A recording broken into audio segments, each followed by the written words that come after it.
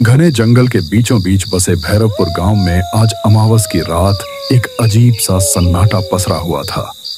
हवा में सर्दी और खामोशी दोनों एक साथ तैर रहे थे। गांव के पुराने कुएं से हर अमावस की रात एक डरावनी परछाई निकलती है, ऐसा गांव वाले कहते हैं। पर आज उस कुएं के पास जाने वाला था हरिया, गांव का सबसे गरीब मजदूर। हरिया, सुनते हो? आज अमावस है। आज कुएं पर मत जाना। रात को उस कुएं से अजीब चीखें आती हैं। गीता, मैं नहीं गया तो हमारे घर का चूल्हा कैसे जलेगा? चिंता मत कर, 2 घड़े पानी लेकर तुरंत लौट आऊंगा।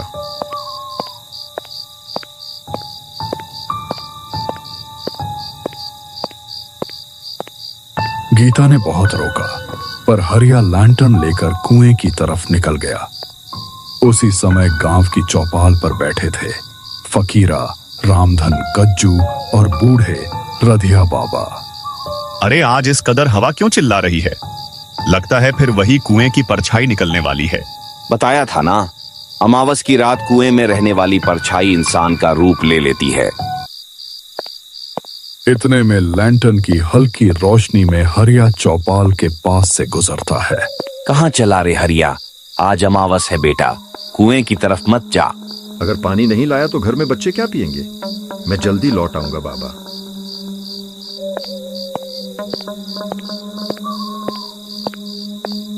हरिया चौपाल पार कर जंगल किनारे बने पुराने कुएं की तरफ बढ़ने लगा। अचानक पीछे से किसी के कदमों की आवाज आई। कौन है? सामने आओ। जवाब नहीं आया, पर कुएं के पास उसे कोई बैठा दिखा। हरिया पास गया तो चौंक गया। वह खुद हरिया था, बिल्कुल उसी जैसा। वही कपड़े, वही चेहरा। कहाँ देर कर दी हरिया, घर चले? हरिया पीछे हट गया।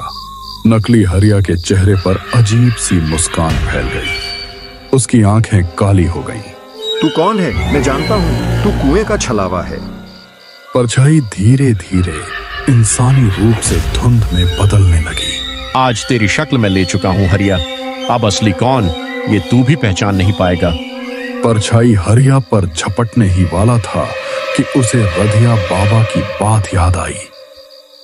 परछाई तेज रोशनी नहीं झेल पाती। हरिया ने हाथ की लैंटर्न जमीन पर दे मारी।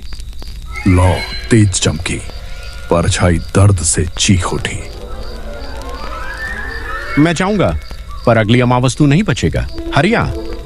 एक धमाके के साथ परछाई धुएं में गायब हो गई। हरिया डर के मारे वहीं बैठ गया। रात इतनी काली कि हाथ को हाथ दिखाई न दे। काफी देर बाद वह पेड़ के नीचे बैठकर सो गया। बाबा, हरिया रात भर नहीं लौटा। कोई उसे देखकर आया है क्या? डर मत बेटी, हम सब चलकर देखते हैं। गांव के लोग जंगल की ओर गए। थोड़ी दूर ही एक लकड़हारे ने बताया कि एक आदमी पेड़ के नीचे सो रहा है। सभी लोग दौड़कर पहुंचे। अरे ओ हरिया, जाग रे, सब गांव वाले तुझे ढूंढने आए हैं। हरिया हड़बड़ाकर उठ बैठा। गीता, बाबा, मैं बच गया, पर कल रात मुझे मेरे ही जैसा एक और हरिया दिखा। वो कुएं की परछाई थी। लैंटर्न की रोशनी से ही वो भागा, पर उसने कहा अगली अमावस फिर आएगा। हाँ बेटा, वो गया नहीं है, बस अगली अमावस तक सोया है। अब गांव वालों सबको सावधान रहना होगा। और फिर सभी लोग एक दूसरे को देखते हुए डर के साए में गांव लौट गए, अगली अमावस का इंतजार करते हुए।